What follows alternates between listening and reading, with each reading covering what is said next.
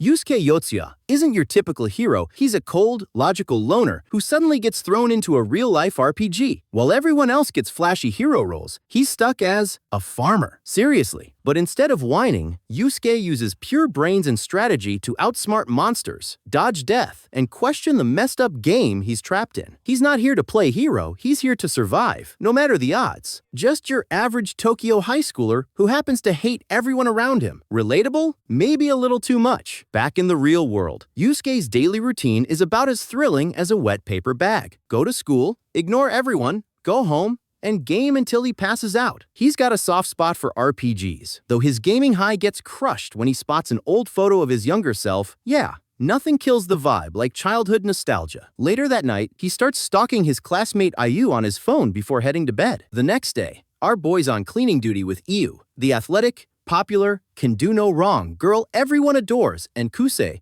her timid friend who looks like she'd apologize to a door for bumping into it. Yusuke, meanwhile, is just trying to finish up fast so he can run home and keep gaming. But before he can say done, weird stuff starts happening. A random butterfly net drops, a giggling child echoes in the hall, and creepy chalkboard doodles of stick figures and flowers suddenly appear. That's when Yusuke's entire reality flips, and he's yeeted straight into another world. He wakes up to find Ayu and Kusue there too, looking just as confused as he is. Then, out of nowhere, a mysterious game master shows up, all smug and cryptic, handing out quests like he's running an isekai tutorial. The trio's mission? Do a favor for some village chief within 14 days, or bad things happen. They all get assigned combat roles except Yusuke, who gets farmer. Yep, the ultimate hero job. Yu's a fancy wind mage, Kusue's a sword knight, and Yusuke's basically a glorified gardener. Even the game master's like, good luck with that, bro. The squad sets out, and it doesn't take long before they run into goblins. Yu's magic fizzles, Kusue freezes up, and Yusuke's hoe snaps like a cheap toy. The goblin smacks him dead in seconds, but surprise, he respawns. Turns out he's got a weird respawn timer, which is great news because he dies a lot. After some trial and error, Yusuke manages to take one goblin down with his broken hoe. That night, while the group camps out, Yusuke learns his weapons take 5 days to regenerate, which sounds like the worst cooldown ever. He's curious about the reward for their quest, but the girls admit they don't even know apparently. They can only ask the game master one question each. So Yusuke takes first watch, and naturally, a horde of goblins attacks again. He fights them off, but when he returns, it's a nightmare. Kusue's missing limbs, Iyu's been literally bitten in half, and a massive horned monster is snacking on her like popcorn. She screams at Yusuke to run, and he does, because what else do you do when your party gets deleted in seconds? By morning somehow, Yusuke and Kusue are back, but Kusue's missing arm is still gone. Yusuke figures Yu's permadead since she got eaten. So,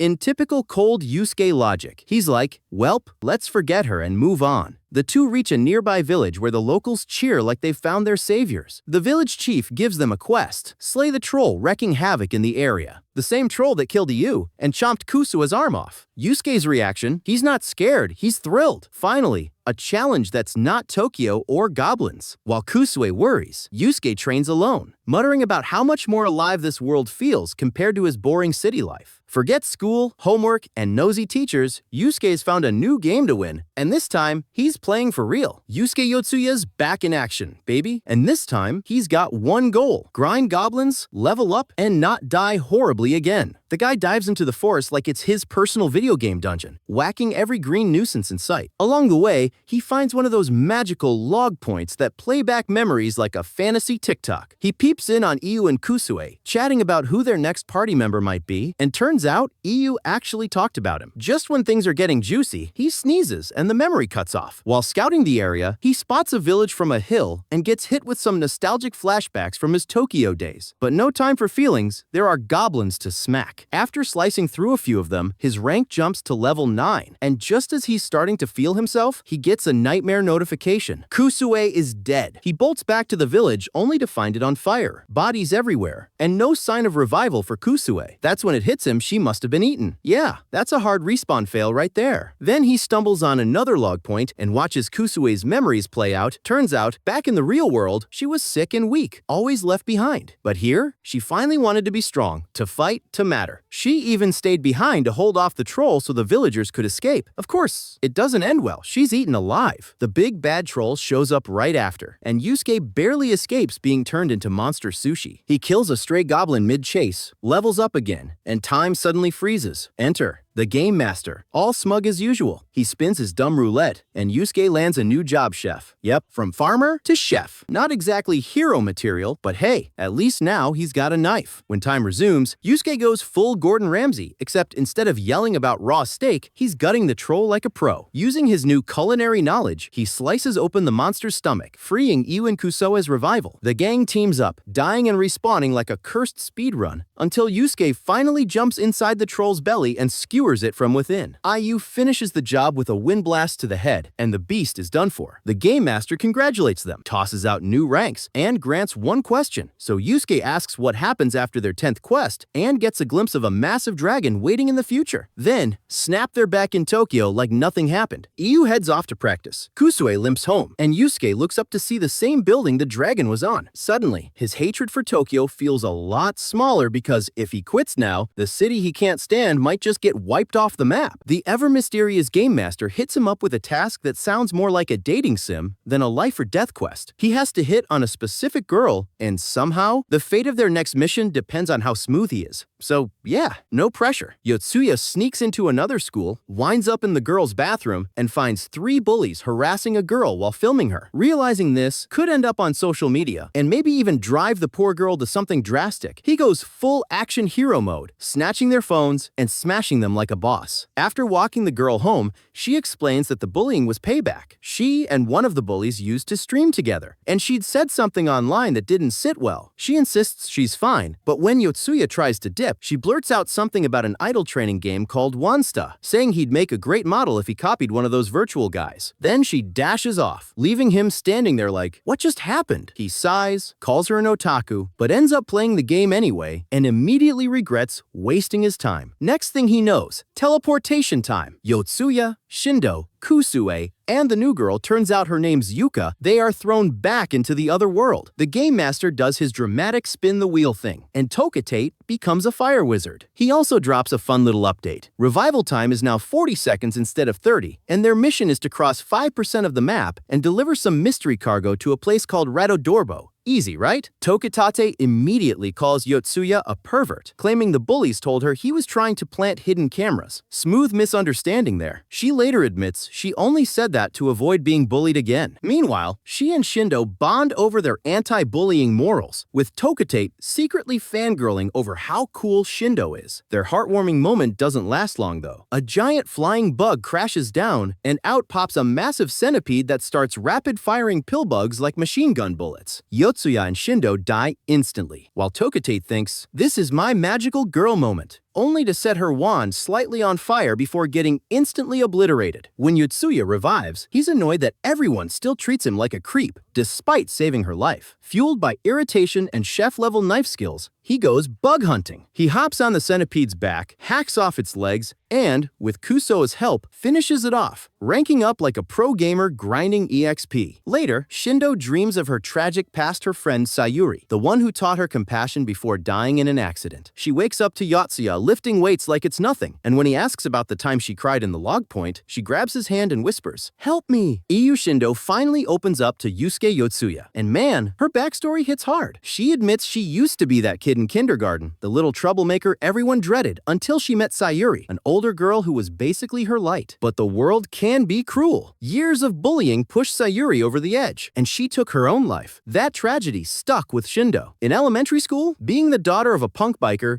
and having 2 wild older brothers didn't exactly help her rep either. Teachers treated her like a walking problem, but her friends never gave up on her. From them, she learned something huge. If you want your world to change, you have to make it happen. Now, in this twisted fantasy world where death is just another Tuesday, Shindo tells Yotsuya she's terrified of dying alone and begs for his help. Surprisingly, he agrees. They return to the village they saved from that big ugly troll, only to find it looking like a post-apocalyptic ghost town. A random traveler strolls by and casually drops the bomb that this village has been abandoned for 5 years. Cue Yotsuya's realization, time here runs differently from Earth. Great, another headache. The traveler mentions that Radodorbo, their next destination, is basically on the opposite end of the continent. 30 days by horse, triple that on foot. But there's hope. Apparently there's a martial arts tournament in Courtenay where the grand prize is 3 shiny horses. Before they can even think about training, bandits ambush them. Yotsuya injures one, but the ever-watchful game master immediately penalizes him for attacking a human and drops his rank. Furious, Yotsuya calls for a retreat, but in the chaos, Shindo gets nabbed. He tells Kusue and Tokitate to focus on the quest while he handles the tournament, but plot twist, they get captured too. Now it's just Yotsuya, solo again, leveling up like a one-man grind machine. He gets a new class, Creature Wizard, and finally enters the tournament only to get one-shotted in 5 seconds by a badass female knight named Kavel. Luckily, Kavel isn't just about murder. She's actually pretty chill and agrees to help Yotsuya in exchange for taking down a monster.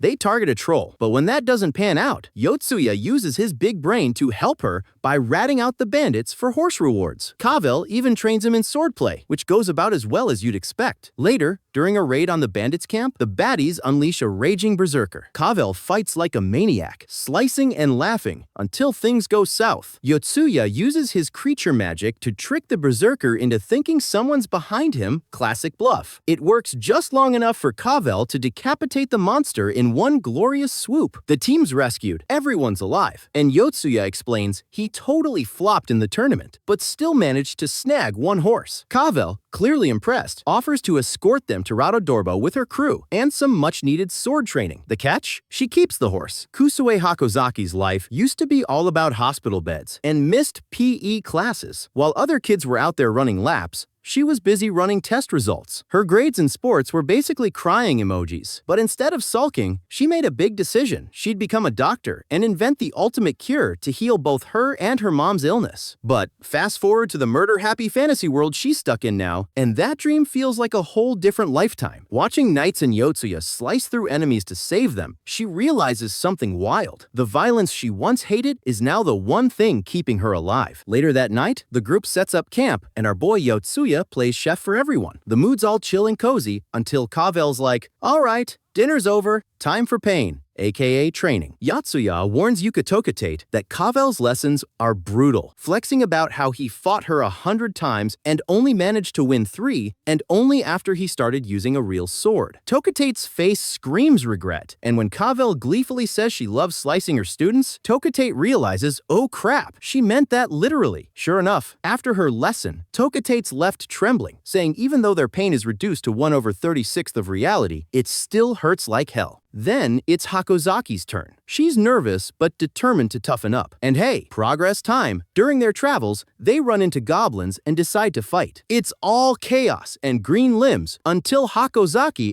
accidentally kills one. The second it hits her what she's done, she breaks down crying. Later that night, she straight up asks Kavel why she enjoys hacking up people so much. And Kavel goes full fangirl mode about how amazing it feels to slice flesh. Yeah, totally, not unhinged. Yotsuya chimes in, saying Kavel's dad once told her brother that the best training is fighting live opponents, but it seems Kavel took that a bit too literally. The next day, they spot a group being attacked by monsters. Hakozaki, channeling her inner hero, rushes in to help because there's a kid involved. Yotsuya figures this might be part of a quest and follows her. But these monsters? Total overkill. They die fast. Thankfully, when they respawn, Hakozaki lands a clutch stab that saves the survivors. Kavel swoops in like a queen and decapitates the last beast. Turns out, the survivors are soldiers transporting heretics to Radodorbo for execution. People guilty of worshipping some banned god called Arteros. Yotsuya's brain instantly goes into quest mode.